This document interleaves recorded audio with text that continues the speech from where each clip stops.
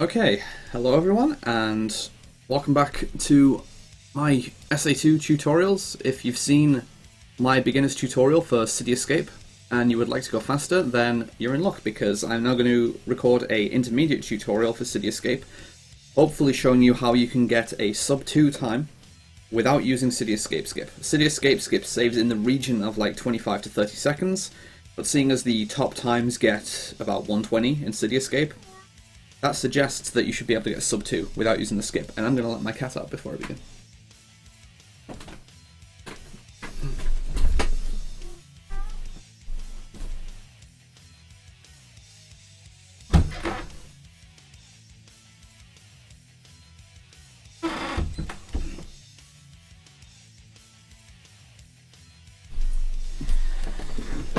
Alright, so we're about ready to begin.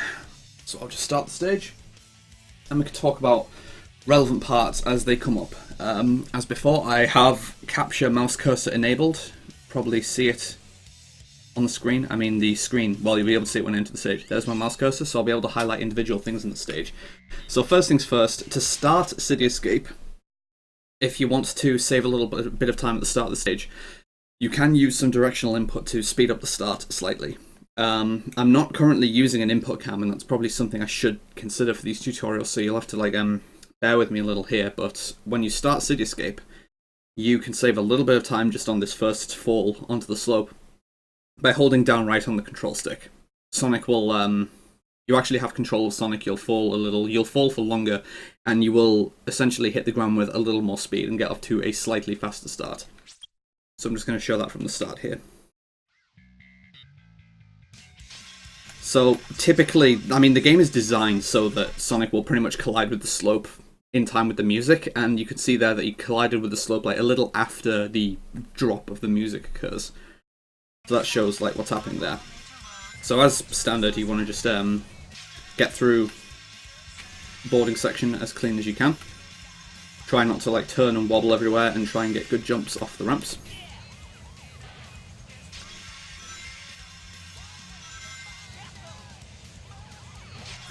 And so to start off here, the quickest way that you can really get through this section with still fairly basic strats, because there is an advanced strat that I didn't perform here where you can gain control before the speed pads that launch you off the board, and you can land like around here. But even assuming you're landing here, you want to charge a spin dash and jump and just homing attack onto this rail. It's a little more tricky than it looks just because of how rail detection in this game works, but it is the fastest way to deal with this immediate section here. Even if it's something like that, it will give you quite a bit of speed. As far as getting a good homing attack down this slope, it can be a little finicky. I find that like you'll gain control like around here and you'll end up charging a spin dash. But I find that if you unroll from the spin dash immediately, it makes you more likely to unlatch from this hill. So what you'll typically see me doing is I try to stay in ball form until I've cleared the ledge, and then I will unroll from the spin dash. I did too many inputs there. So that time I did manage to stick to the ground. It seems like with all the slope stuff in this game, it's kind of like pseudo-random, but it just happens. So typically what you'll instead see me doing in runs is more like that, maintaining the spin dash ball over the slope and then unrolling from it. And when you then round the right-hand corner, a lot of people like end up running along this wall. It's actually not preferable to run along the wall if you can help it, because, I mean, you can run it, you can see, but the problem is then when you get off the wall, there's no quick way to then just suddenly go to the left. Even if you like jump off the wall. I need more speed than that. So like if you jump off the wall, again, you're not going like as fast around there as you can. What you instead want to do, if you can help it, is go down here, spin dash up this staircase, and then turn to the left. And there's a couple of ways that you can do this, and one is definitely faster than the other. I see like a lot of people end up doing something like this, just spin dashing here, turning left, and you can see you're still really not turning with any speed. So what's happening here is that by spin dashing and then crossing a vertex in the ball form, such as this bottom of the staircase, it immediately starts losing a lot of your speed, because it just makes you start immediately losing speed as you start ascending the upslope. Whereas if you do a spin dash while you're already on the upslope, then you'll have the static effect of, as soon as you start a spin dash, your speed doesn't start decaying for a little bit. So let's compare like these two here. Starting from here, turn left, you can see that I'm completely slowed down. I'm already nearly at a complete standstill. If I'm on the staircase, do a spin dash and then turn left though, I've got tons of speed, and you can easily reach the staircase. So what is happening when you typically see runners do the start of the stage like this is that they're going to do this, one more spin dash, and then they charge one more spin dash here and release it and then turn left once they clear the top of the staircase. And that is how people are maintaining a lot of speed and getting to the set of boxes very quickly. Bloody bounce bracelet. But that's how that works, just for that section. Spin dash and cancel down these staircases if you can. Try not to let the camera interfere too much here. And this is just standard, maintaining spin dash ball movement down the slopes if you can. It is possible to clear this gap here without jumping at all. You can see that I've just naturally let Sonic launch off the slope, and now I'm aiming into the top left corner. And you can get enough height to clear it there without a jump, which means no extra air time. Get that car out of the way. What's simply happening is that if you go down this hill with enough speed, you can see that, like you see there, you will unlatch from the floor. And with the correct angle, it is very angle dependent. Sonic can just naturally sail up the wall without having his momentum cut. Like if you're too far to the left to begin there, then the left wall will cut your momentum. So this like is tricky, but it's something worth looking at if you want to really just optimize a bit. It's still not a particularly advanced strat, so I think it's worth going for.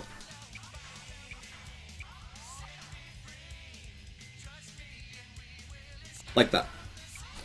Spin dash through the beetle as usual. Keep a spin dash down the hill like that. Do the same here. Generally, it's a fundamental rule of spin dash movement that whenever you're going to cross like a steep hill like this, you want to unroll from the spin dash and then just re-roll, because if you don't do that, just get back to the top of the hill. I'm just going to let a single spin dash roll here. I'm going to be pretty unlucky if I just stick to the floor on the second hill. I mean, pretty lucky, I mean. Yeah, you're much more likely to get unlatched from the floor, like that. So that's a big problem.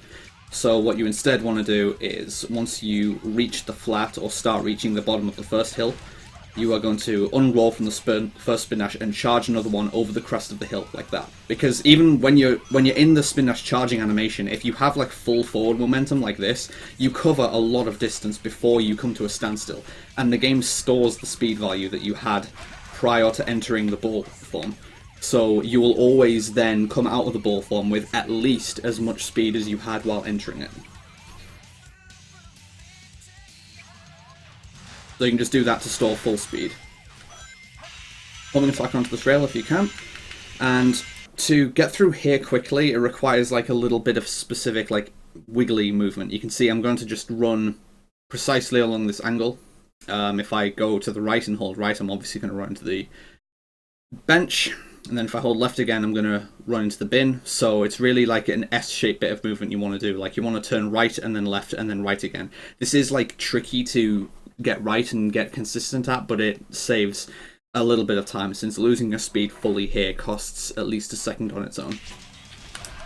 So I really wasn't prepared there for how I was going to need to do it. Let's just get back up to the top of this section. I hate the camera in this game.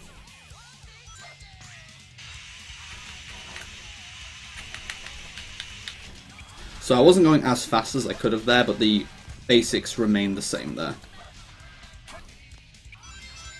So, for the skyscraper section here, getting a clean skyscraper is surprisingly complex. Typically, if you just do a spin dash against like these two side speed panels, you are not really likely to get a good contact, and chances are you won't go around the loop fully. I'm going to need to try and show this happening in effect here. Yeah, so the way Sonic unlatched from the floor there, what is specifically happening here is that this loop, the entire loop, is not one flat surface.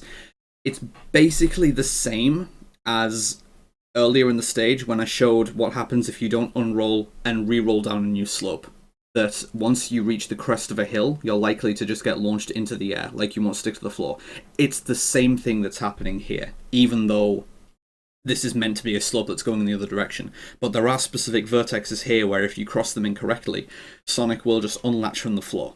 And if you unlatch in ball form, you don't re-stick to the floor when you're still in ball form. So the reason that you never see that happening if Sonic just runs around the loop is that Sonic is meant to be able to unstick from a floor in running form and then re-stick to another floor that he contacts. That's exactly how wall running in this game works. The only reason wall running is possible is because you can re-stick to a floor surface when you're running on it.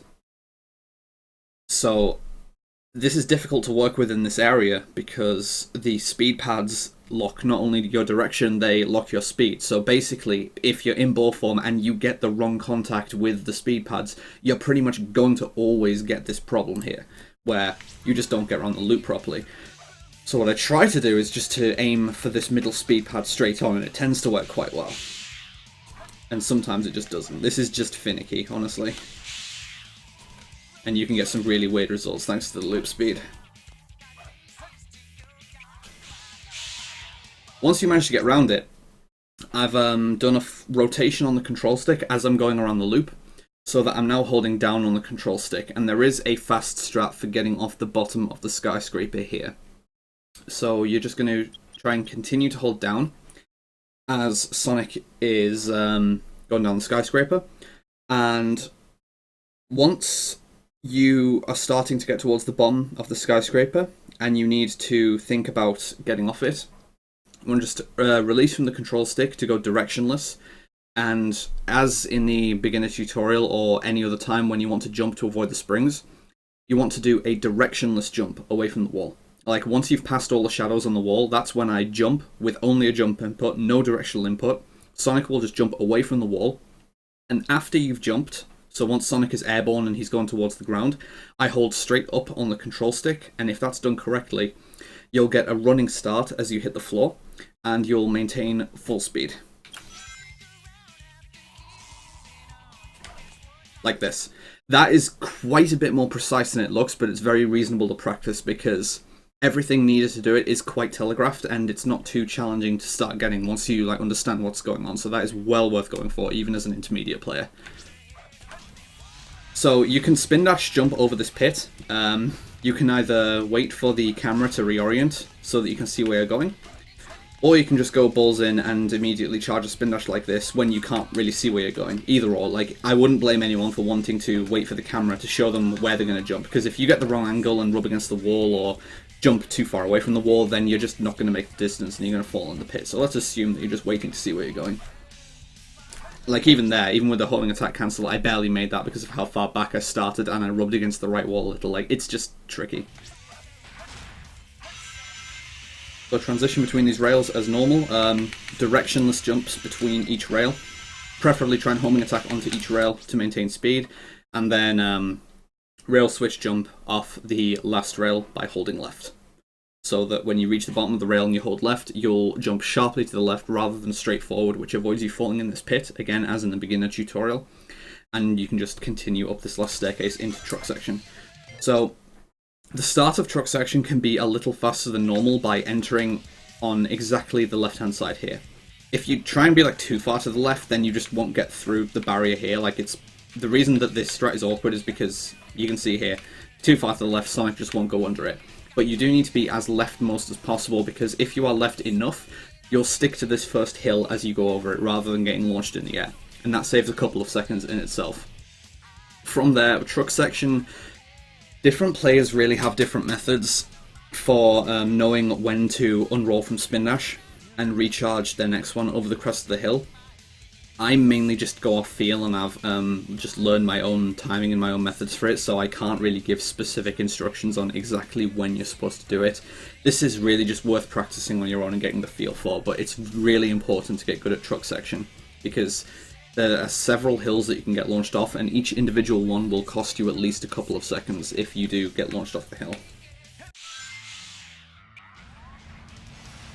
So my method for this, at least, is to start this section with trying to go down the center here. You can see there's the center part of the floor here, A little to the left of the center, because this is going to let me hit the speed pads that are directly below me, but still avoid the ramp. So Sonic will also unroll at a specific point, and then typically when you pass that second ring trail that's on the left, that's when you'll hit the speed pads. And I just try and store a spin dash through the speed pads, and then like you see here, you're in the correct position to avoid the ramp, and just continue on as normal. From here, it's just a matter of knowing when you need to unroll from a spin dash. For this next hill here, where I'm going to go down and then turn right, there are two methods that you can use for it. You can either sharply tilt left so that you hit this left wall and go down it, hopefully hit the right speed pad and naturally stick to the floor. Or you can do what I prefer to do, which is to manually turn right. I mean, there's more that goes into the manual right turn, but I, at this point, prefer to do it because I don't fully trust the method where you go left into the wall. But let's try it out, because if that goes wrong and I get launched into the air, I can show you what to do if you do get launched into the air, because a lot of people also don't really play that scenario correctly. Okay, so I did stick to the floor, so that's nice. So if that works, then you should be able to directionless here and transition through the next hill as well, theoretically. Yeah, so I stuck to the floor there. So I'm going to try to get launched off the last hill, just to show what you're supposed to do in that situation. Yeah, so I got launched off here, and immediately I go to the left. If you get launched off a hill, then most people they continue on as normal. They just continue to hold down, and they get a ton of airtime. It takes forever to get back onto the ground. What you should instead be doing is immediately holding left or right. You want to go into a wall, because the walls, if you are flying into them, will drag you down, and you'll hit the floor sooner. And the sooner you hit the floor, the sooner you can charge your next spin dash and get going again. Like that. And then just be on the right. So, if all goes fairly cleanly in this stage as an intermediate player, you are looking at finishing under 2 minutes without too much difficulty. So let's try and put this all together in one section.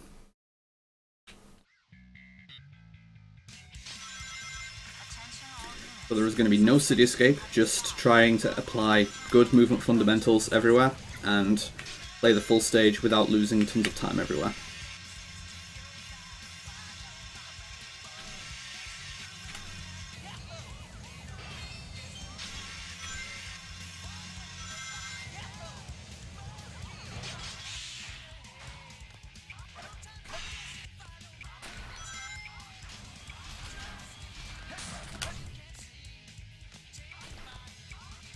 This is a really average start. This is going to be like a 38, 39 checkpoint, yeah.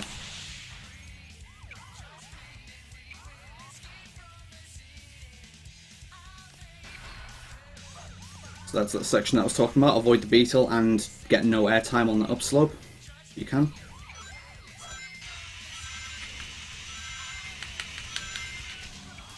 Try not to lose speed in this section. It requires a bit of practice to learn how to wiggle through there. Okay, this spot I did just flat out lose time on. That was just bad. Okay, thankfully got around there in one piece, so I'm directionless now. Jump and hold up. And that's fine. Wait to see where I'm going.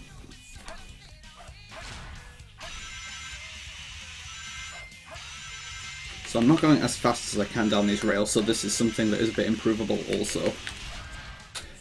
Alright, well that's a bit of time loss as well. But still a 130, 131 checkpoint. So again, I like to go down this specific part. And I like to turn right manually here, which sets you up in a nice position for that. And I came off the last hill. But I'm still coming out with approximately a 155. Yeah, that is a 155. So there were some clear mistakes there. Like, a lot of that was pretty good, but there were some clear mistakes as well. And I'm still coming out with a comfortable 155. Like, an easy 5 seconds under the 2 minute mark that an intermediate player like can be aiming for. So it's really not too difficult to aim for that. And you do have quite a bit of wiggle room with City Escape, as long as your fundamentals are good. And as long as you are just constantly moving. The thing about City Escape is there's a million things that can stop your momentum. It's really just... Sonic normally isn't so much about momentum preservation, the same way that Tails is, but it's very important in City Escape because there are lots of objects and geometry that just stop you dead in your tracks. So it's just learning how to work around a million different things in City Escape. So that's really how the stage is structured, and I hope you found this helpful. If you need any extra help with the stage, of course, just comment or just feel free to hit me up on Discord anytime, and I will try and help you where I can. So hopefully go forth and get lots of sub 2s without using City Escape Skip, and I will see you guys later.